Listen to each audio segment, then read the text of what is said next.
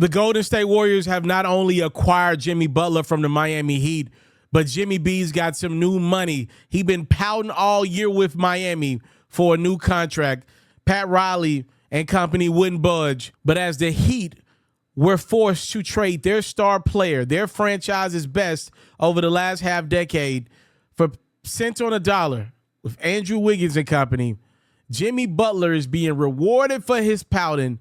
The Golden State Warriors not only acquired Jimmy B, but they're giving him a new 2-year, $121 million deal. So Butler's under contract for the remainder of this season.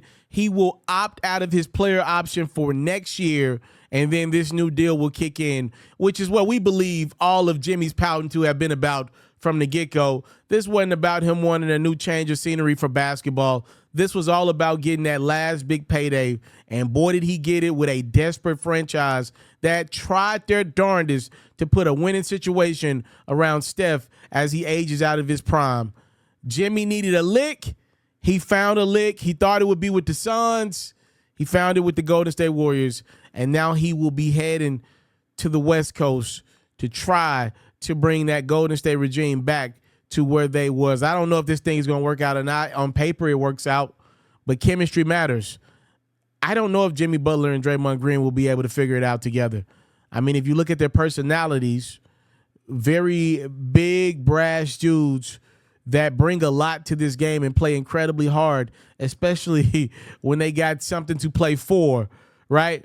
But the reality is Draymond's deal is pretty much up.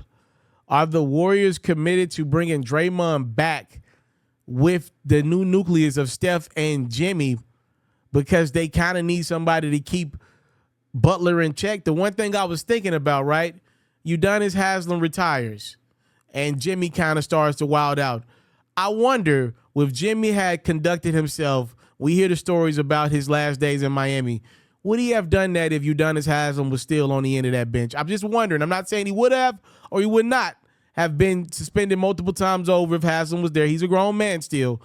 But I'm just saying that may be something the Warriors have to keep in the back of their minds when they make the decision about Draymond. This may save Draymond a couple more years of playing in the NBA, right? Like, we shall see, but it's something to think about. Do the Warriors believe because of Butler and how it's ended with every other team pretty much, do they think they need to have Draymond around this to kind of keep it in check? But then who keeps Draymond in check? I don't know. Let me know y'all thoughts, man. Not only does Butler get traded to Golden State, he gets a new $60 million+ deal contract for 2 years, $120 million. It's very nice when all you've done is pout and complain all year.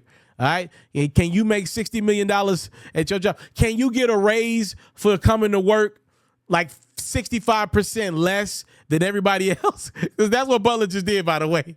I'm out.